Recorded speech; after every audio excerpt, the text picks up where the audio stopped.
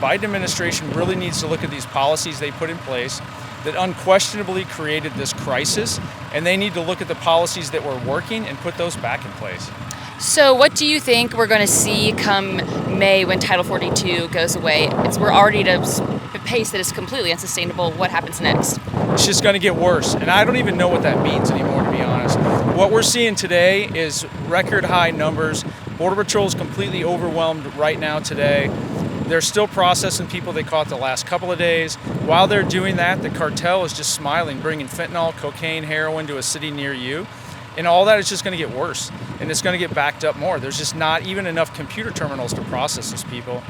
The Biden administration's solution to just process faster is just an invitation for more people to come around the world. Lastly, people have to understand, this is not people from Mexico or even the Northern Triangle anymore.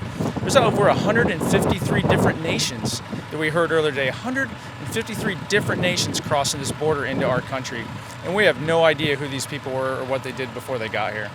Can you explain to our viewers too what it is that the cartel is doing and how this truly is like a humanitarian issue beyond just like a national security and border security issue?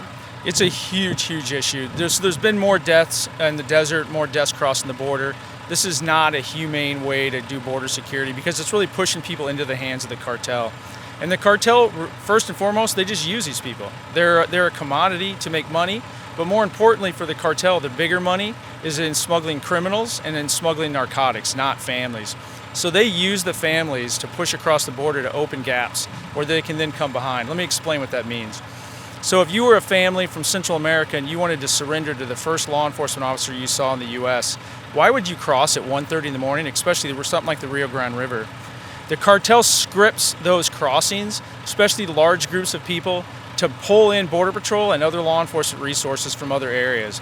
They're watching those other areas with other what we call scouts, or even drones and technology. They wait for law enforcement to move out of the area, and then they bring the higher commodity, cocaine, fentanyl, or criminals that don't want to be fingerprinted through those other areas. They've done that throughout history on a smaller scale, but there are so many illegal aliens crossing the border today that they're doing it at will, 24/7, 365, and all that stuff is going to your viewers' towns. It doesn't stay at the border.